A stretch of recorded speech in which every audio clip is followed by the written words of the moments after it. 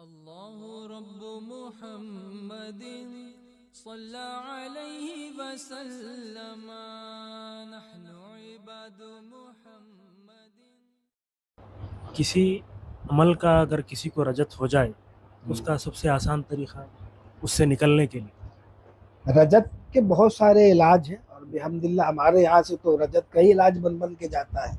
لوگ پتہ نہیں کہاں سے کیا عمل پڑھ رہے ہیں، وہ بس اللہ اللہ خیر صلی اللہ ہے. لیکن یہ ہے کہ فقیر سے رابطہ کرتے ہیں اور بتاتے ہیں تو رجت کا علاج ہر مہینے ہمارے یہاں سے بن کے جاتا ہے. تو ایک تو یہ طریقہ جو تعویذات کے ذریعے رجت کے علاج کا ہے، لیکن کوئی خود سے اپنا علاج کرنا چاہے کچھ پڑھ کر کے، تو اس کے لیے اعلیٰ حضرت عظیم البرکت نے الملفوظ کے اندر جو ایک طریقہ بتایا ہے لاہور شریف سے علاج کا، وہ بہت آسان اور بہت اوتھینٹک ہے. ہاں، ہم نے سینکڑوں لوگوں کو بتایا، وہ میری نشست بھی ہے، یوٹیوب پر موجود ہے، تو اس کو دیکھ لیجئے، وہ بہت آسان ہے. ایک تو وہ، اور دوسرا یہ کہ آیت کتب، ٹھیک ہے، اس کو 28 مرتبہ 28 دنوں تک پانی میں دم کر کے پیا جائے. یہ بہت اچھا ہے، انشاءاللہ رجت اس سے ختم ہو جائے گا. اور ایک بہت آسان سا اور رجت کے علاوہ بے شمار خوبیوں کا حامل اور بے شمار برکات اور خیرات کا جامع عمل، جو فجر میں سنت اور فرض کے درمیان پڑھتے ہیں، سورۃ الفاتحہ، الحمد شریف کے کہنا چاہیے میم کو، لام کو، بسم اللہ شریف کے میم کو الحمد شریف کے لام میں ضم کر کے، ٹھیک ہے نا، مل حمد للہ رب العالمین کر کے، پتہ ہے نا. تو یہ رجت سے بچنے اور رجت کا علاج. اگر رجت ہو گئی ہے تو بھی یہ پڑھو، اور یہ پڑھتے رہو گے تو رجت انشاءاللہ نہیں ہوگی.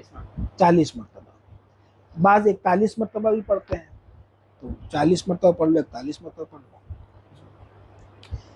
اور اس کے فائدے یہ ہے کہ غیب سے تم کو روزی پہنچے گی. اگر کسی مریض کے لیے تم پڑھو گے تو اس کو فوراً فائدہ ہوگا، پہلے روزی اس کو افاقہ ہوگا، سمجھے نا.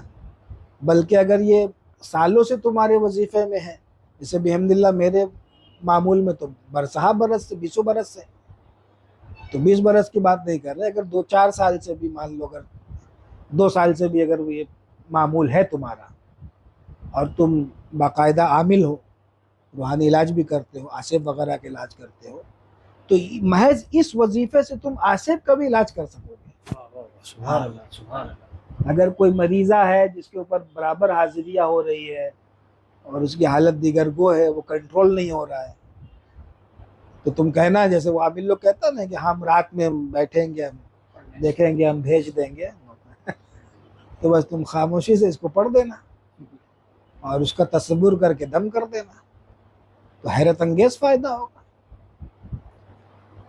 سمجھے نا. ہاں، تو یہ سب بزرگوں کے فیض پہنچانے کا طریقہ، اب یہ سب کھول کے اس طریقے سے آسان کر کے بالکل آپ لوگوں کو بتا دیا جا رہا ہے، تو اور کیا چاہیے. ہاں، لیکن وہی ہے کہ وہ طریقہ نہیں اپنانا ہے کہ ہم رات میں بیٹھیں گے دیکھیں گے. تم کو دن میں کچھ نہیں دیکھتا تو رات میں کیا دیکھے گا؟ اس کو دن میں ہی کچھ نہیں دیکھتا ہے، کیا مریض کو کیا ہوا ہے، کیا مطلب تشخیص کرنا نہیں آ رہا، اور وہ رات میں بیٹھ کر کے دیکھے گا اور رات میں موکل بھیجے گا. تو یہ سب نہیں، یہ رویہ، ان رویوں سے بچنا چاہیے. ہاں، اللہ تعالیٰ محفوظ رکھے. لا إله إلا الله وحده لا شريك له له الملك وله الحمد وهو على كل شيء قدير.